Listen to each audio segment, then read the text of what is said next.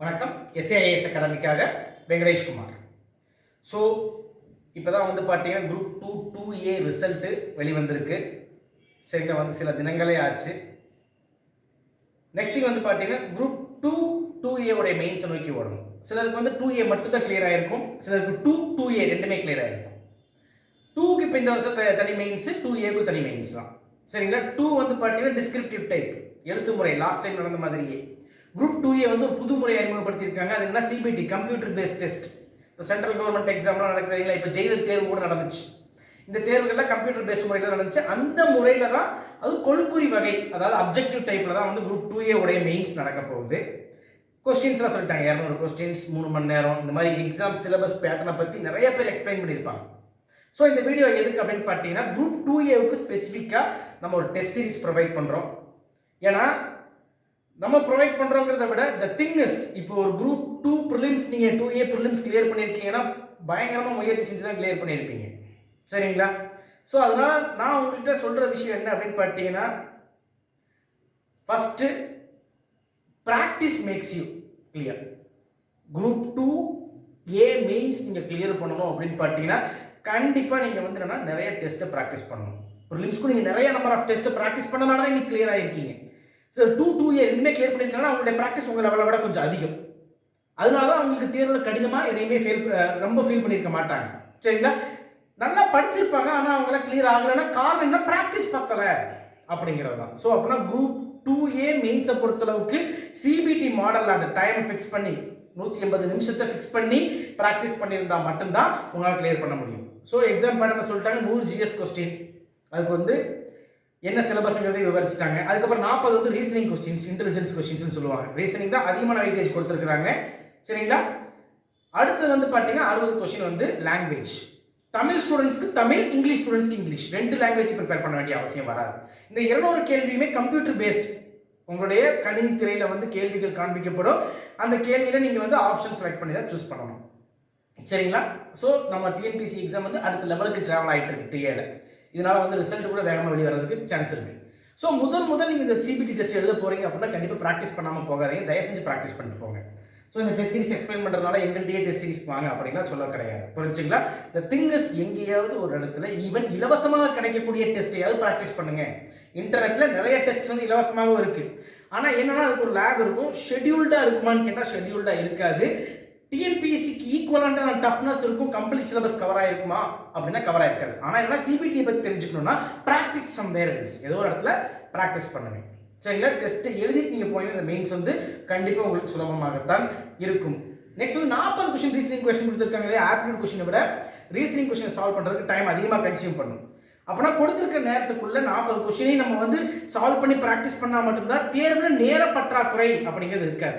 ஏன்னா OMR மெத்தடுக்கும் CBT மெத்தடுக்கும் ஒரு பெரிய பிரச்சனை இருக்குது. ஏன்னா இப்போ ஃபார் எக்ஸாம்பிள் ஓஎம்ஆர் மெத்தடில் வந்து பார்த்தீங்கன்னா கடைசி 15 நிமிடம் கொடுக்கப்படுகிறது அந்த ஓஎம்ஆரில் நம்பர் ஆஃப் கொஸ்டின்ஸ் ஃபில் பண்ணுறதுக்கு. சரிங்களா, அந்த 15 நிமிஷத்தில் நம்பர் ஆஃப் கொஸ்டின்ஸ் ஃபில் பண்ணுறதுக்கு நம்ம ஃபுல்லாக 15 நிமிஷம் ஆகுமான்னு கேட்டால் சிலருக்கு வந்து கண்டிப்பாக 15 நிமிஷம் ஃபுல்லாக ஆகாது. அப்படிங்கிறப்ப அது ஒரு 10 நிமிஷத்தை உபயோகப்படுத்திக்கலாம். அதே மாதிரியே வந்து தேர்வில் வந்து பார்த்தீங்கன்னா முன்னாடியே விடைத்தாள் கொடுத்துருவாங்க. விடைத்தாள் கொடுக்குறப்பே வந்து அதாவது கொஸ்டின் பேப்பர் கொடுத்துருவாங்க, வினாத்தாள் கொடுத்துருவாங்க. அந்த கொஸ்டின் பேப்பரை வச்சு நம்ம என்ன ஓஎம்ஆரில் ஃபில் பண்ணினாலும் ஒரு 10 நிமிஷத்துக்கு முன்னாடியே நம்மளுக்கு வந்து வினாத்தாள் கிடைக்கிறதுனால ஒரு சில கேள்விகளுக்கு இதுதான் ஆன்சர் அப்படிங்கிறது நம்ம பார்த்து வச்சுக்க முடியும், அந்த நேரங்களை மிச்சப்படுத்த முடியும். ஆனால் கம்ப்யூட்டர் பேஸ்ட் டெஸ்ட்டில் அதெல்லாம் பாசிபிளே கிடையாது. புரிச்சுங்களா, அப்படின்னா கொடுக்கப்பட்டிருக்கிற நேரம் முடிஞ்சிருச்சு அப்படின்னா ஆட்டோமேட்டிக்காக வந்து உங்களுடைய ஆன்சர் சப்மிட் ஆயிடும். சரிங்களா, அப்படின்னா அதுக்கு ப்ராப்பரான ப்ராக்டிஸ் இருந்தால் மட்டும்தான் கிளியர் பண்ண முடியும். அதே மாதிரி குரூப் 2 ப்ரிலிம்ஸ்க்கு நாங்கள் ஈஸியாக புக்கை படிச்சிட்டோம் சார், கிளியர் ஆகிட்டோம். மெயின்ஸ்க்கு வந்து மெட்டீரியல்ஸ் எல்லாம் புரிய மாட்டேங்குது, எங்கே இருக்குன்னு தெரிய மாட்டேங்குது, நிறைய புது டாபிக் இருக்குது அப்படின்னு பார்த்தீங்கன்னா நியூஸ் பேப்பர் தொடர்ந்து படிக்கிறவங்களுக்கு இது புது டாப்பிக்கே கிடையாது. என்னை பொறுத்தளவுக்கு ஒப்பீனியன் அதுதான். புரிச்சுங்க, நியூஸ் பேப்பரை மட்டுமே படித்து கிளியர் பண்ணிட முடியுமா அப்படின்னு பார்த்தா நியூஸ் பேப்பர் படித்தா தான் கண்டிப்பாக நல்ல மதிப்பெண் பெற முடியும். அப்போ தான் நல்ல போஸ்டிங் கிடைக்கும். சரிங்களா, ஃபர்ஸ்ட் திங். செகண்ட் திங் என்ன அப்படின்னு பார்த்தீங்கன்னா திருப்பியும் புக்கை தான் இங்கே படிக்கணும். மாடர்ன் ஹிஸ்ட்ரி, பாலிட்டிக்கெல்லாம் வந்து ப்ரிலிம்ஸில் என்ன வெயிட்டேஜ் இருக்கோ அதை விட வெயிட்டேஜ் அதிகம் தான் இங்கே. புரிச்சுல, அப்புறம் மாடர்ன் ஹிஸ்ட்ரி, பாலிட்டியை வந்து தெளிவாக படிக்கணும். சயின்ஸ் அண்ட் டெக்னாலஜி இந்த மாதிரி சில சப்ஜெக்டை பொறுத்தளவுக்கு புக்கை விட கரண்ட் அஃபேர்ஸில் இருந்தால் கேள்விகள் அதிகமாக வர வாய்ப்பு இருக்குது. அதற்காக புக்கை அவாய்ட் பண்ணக்கூடாது. இந்த கம்ப்யூட்டர் சயின்ஸ்லாம் டேர்ம்ஸ்லாம் பேசிக் டேர்ம்ஸ்லாம் கேட்டிருக்காங்க, அட்மினிஸ்ட்ரேஷனுடைய பேசிக் டேர்ம்ஸ்லாம் கேட்டிருக்காங்க. இதுக்கெல்லாம் TNGOV.in அப்படிங்கிற வெப்சைட்டை பயன்படுத்திக்கலாம். அதை விட என்ன, தமிழ்நாடு கரியர் சர்வீஸ்னுடைய வெப்சைட்டை அதில் வந்து நிறைய மெட்டீரியல்ஸே அவைலபிளாக இருக்குது. புரிச்சுங்களா? இலவசம், அது அரசாங்கமே உங்களுக்கு கொடுக்கக்கூடியது. அந்த மெட்டீரியல்ஸையும் கோத்ரூ பண்ணுங்க. புரிச்சுங்களா? அந்த மெட்டீரியல்ஸை ஒரு முறையாவது 2 முறையாவது படிங்க. புரிச்சு? சில கம்ப்யூட்டர் டேர்ம்ஸ்க்கெல்லாம் வந்து என்னன்னா ஸ்கூல் புக்கில் இருக்க கம்ப்யூட்டர் டேர்ம்ஸ், அந்த டேர்ம்ஸ் மேட்ச் ஆச்சுன்னா ஸ்கூல் புக்கை ரெஃபர் பண்ணி படிங்க, இல்லாட்டி இன்டர்நெட்டோட ஹெல்ப்போட படிங்க. அந்த கம்ப்யூட்டர் சம்மந்தமாக வந்திருக்க டேர்ம்ஸில் சயின்ஸ் அண்ட் டெக்னாலஜியை பொறுத்தளவுக்கு நியூஸ் பேப்பர் கண்டிப்பாக ஹெல்ப் பண்ணும். சயின்ஸை பொறுத்தளவுக்கு சில பேசிக் சயின்ஸ் டேர்ம்ஸ் இருக்குது, அதெல்லாம் நம்ம வந்து ஸ்கூல் புக்கில் மேட்ச் ஆகக்கூடிய ரெலவெண்ட் டாபிக்ஸை மட்டும் படித்தா போதும். என்டையர் சயின்ஸ் புக்கையுமே படிக்க வேண்டிய அவசியம் கிடையாது. சரிங்களா? ஸோ 100 கேள்வி ஜிஎஸ்லேருந்து வருது அப்படின்னா பாலிட்டி, ஹிஸ்ட்ரி, யூனிட் 8, அதாவது தமிழர்களுடைய பண்பாடு, தமிழ்நாடு அட்மினிஸ்ட்ரேஷன், தமிழ்நாடு புவியியல், இந்த மாதிரி தமிழ்நாடு ரிலேட்டட் டாபிக் ஜியோகிரஃபியில், எக்கனாமியில், பாலிட்டியில், next polity general topic, history general டாபிக்ல இருந்தே கிட்டத்தட்ட 75 கேள்விகள் வந்து விடும். ஒரு 25 கேள்வி தான் வந்து பார்த்தீங்கன்னா கரண்ட் அஃபேர்ல இருந்தும் சயின்ஸ் அண்ட் டெக்னாலஜிக்கு ஸ்பெசிஃபிக்காக படிக்கிறதுக்கு மெட்டீரியல் இல்லை அப்படின்னாலுமே அந்த சயின்ஸ் அண்ட் டெக்னாலஜி பார்ட்டில் இருந்து ஸ்பெசிஃபிக்காக வரக்கூடிய கொஸ்டின்ஸாக இருக்கும். அப்படின்னா ஆல்ரெடி இருக்கிற மெட்டீரியல்ஸ் யூட்டிலைஸ் பண்ணாலே 75 கொஸ்டின்ஸ் நீங்கள் கவர் பண்ணிடலாம். 25 கொஸ்டின்ஸ் கவர் பண்ணுறது எளிமை. நியூஸ் பேப்பர் ஃபாலோ பண்ணலைனாலும் நெக்ஸ்ட் ஏதாவது ஒரு இன்ஸ்டியூட்டோட மந்த்லி கரண்ட் அஃபேர் மெட்டீரியல்ஸ் எடுத்து அது சயின்ஸ் அண்ட் டெக்னாலஜி பார்ட்டை மட்டும் கண்டிப்பாக கவர் பண்ணுங்க. போதும். புரிச்சு? இந்த மெட்டீரியல் தான் ஃபாலோ பண்ணுங்க, அந்த மெட்டீரியல் தான் ஃபாலோ பண்ணுங்க நான் சொல்ல, யாரோட மெட்டீரியல் வேணால் ஃபாலோ பண்ணலாம், அது உங்களுடைய சொந்த விருப்பமே. சரிங்களா? நெக்ஸ்ட் தமிழ்நாடு கரியர் சர்வீஸ் அப்படிங்கிற அந்த வெப்சைட்டில் வந்து இந்த science and technology, Tamil Nadu administration, unit 8 தமிழர்கள் பண்பாடு, அதுக்கப்புறம் திருக்குறளுக்கு கொடுக்கக்கூடிய இம்பார்ட்டன்ஸ், இதுக்கெல்லாம் தனித்தனியாக மெட்டீரியல் கவர்மெண்ட்டே ரிலீஸ் பண்ணியிருக்காங்க. இப்போ தொடர்ந்து அந்த மெட்டீரியலை அப்டேட்டும் பண்ணிக்கிட்டு இருக்காங்க. சரிங்களா? ஸோ அப்படிங்கிறப்போ நீங்கள் என்ன பண்ணணும் அப்படின்னா அந்த மெட்டீரியல்ஸை டவுன்லோட் பண்ணி படித்தாலே பாஸ் ஆகிறதுக்கான பாசிபிலிட்டி 90% இருக்குது. 100% பிரச்சனை 90% பாஸ் ஆகிடலாம். இது கச்சா முச்சல் அங்கே இங்கே அது இதுன்ட்டு நிறைய படிக்காதீங்க, டெஃபினட்டாக உங்களோட ஃபெயிலியருக்கான காசாக மாறிடும். பிரச்சனை மினிமைஸ் யுவர் ரிசோர்ஸஸ். எப்பயுமே நம்ம குறைவாக படித்து பல முறை ரிவைஸ் பண்ணியிருந்ததை கிளியர் பண்ண முடியுமே தவிர நிறைய படிச்சுக்கிட்டே போனால் தேர்வில் போயிட்டு என்ன சரியான பதிலை தேர்ந்தெடுக்க முடியாத நிலை, ப்ராப்பராக ரிவைஸ் பண்ணுறதுக்கு டைமும் கிடச்சிருக்காது. அதனால என்னன்னா ஏபிசிடி 4 ஆப்ஷன் இருக்குன்னா ஏ தப்பு டி தப்புன்னு சொல்லிடுவோம், பிஆர்சியாங்கிற கன்ஃபியூஷன் வந்துடும். So do not expand your resources. புரிஞ்சுங்களா? ரிசோர்ஸஸை குவாலிட்டி வைஸ் எல்லாம் பிரிக்காதீங்க. உங்கள்கிட்ட இருக்கிற ரிசோர்ஸ் பெஸ்ட் ரிசோர்ஸஸ் தான். First Tamil Nadu school book, Tamil Nadu career service வெப்சைட்டை ஃபாலோ பண்ணுங்க. அதுக்கப்புறம் ஏதாவது இன்ஸ்டியூட் மெட்டீரியல் உங்களுக்கு கிடைக்கும் பட்சத்தில் அதையும் ஃபாலோ பண்ணிக்கலாம், அது உங்களுடைய விருப்பம் தான்.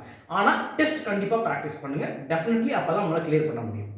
ஸோ இதற்காக தான் வந்து பார்த்தீங்கன்னா நம்ம இன்ஸ்டியூட்டில் வந்து 18 டெஸ்ட் ப்ரொவைட் பண்ணுறோம். அந்த டெஸ்ட் வந்து பார்த்தீங்கன்னா 19ஆம் தேதியிலிருந்து ஸ்டார்ட் பண்ணுறோம். ஃபர்ஸ்ட் டெஸ்ட் சிபிடி மாடலில் தான்.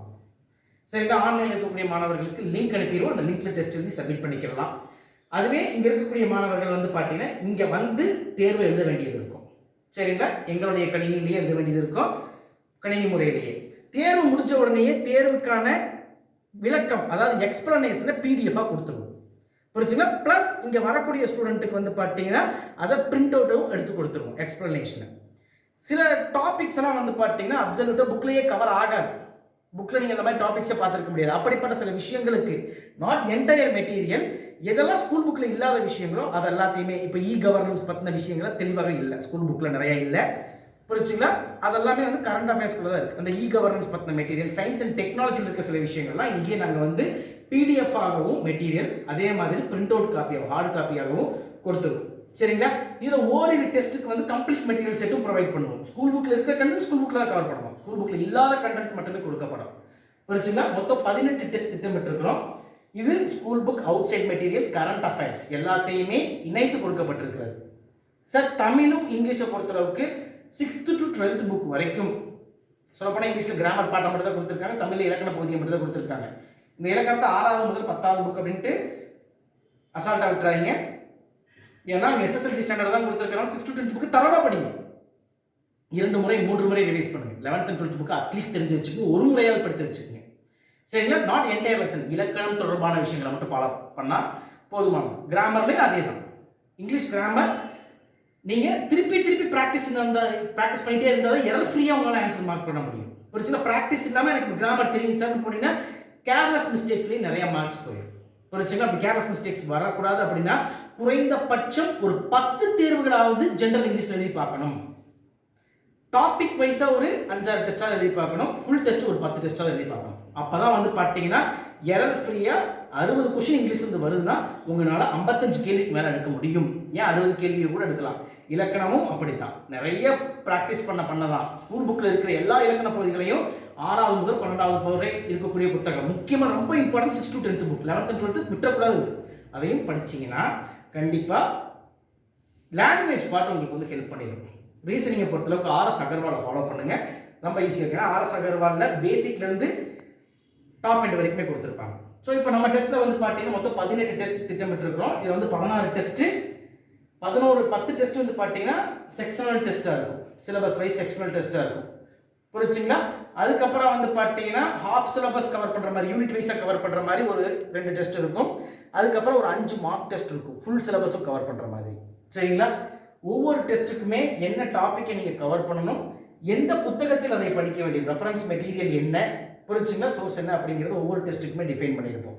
மார்க் டெஸ்ட்டுக்கு மட்டும் டிஃபைன் பண்ணியிருக்க மாட்டோம். ஏன்னா மார்க் டெஸ்ட்டுங்கிறதே வந்து பார்த்தீங்கன்னா ஃபுல் சிலபஸ் எல்லாத்தையுமே என்னென்ன படிச்சிருக்கீங்களோ அது கம்ப்ளீட்டாக ரிவைஸ் பண்ணணும்னு அர்த்தம், ரிவிஷன் பேட்டர்னில் இருக்கும். சரிங்களா? ஸோ இந்த 18 டெஸ்ட்டில் 16 டெஸ்ட் நம்ம ஸ்டூடெண்ட்ஸ்க்காக ப்ரொவைட் பண்ணுறோம். இந்த கோர்ஸில் என்ரோல் பண்ணுறவங்களுக்கு 2 டெஸ்ட் வந்து எல்லாத்துக்குமே ஃப்ரீயாக கொடுக்க போகிறோம். அதாவது எக்ஸாமுக்கு முன்னாடி வாரம் 2 மார்க் டெஸ்ட் கண்டக்ட் பண்ணப்படும். புரிச்சுங்களா? அந்த 2 டெஸ்ட் எல்லாத்துக்குமே ஃப்ரீயாக கொடுக்க போகிறோம்.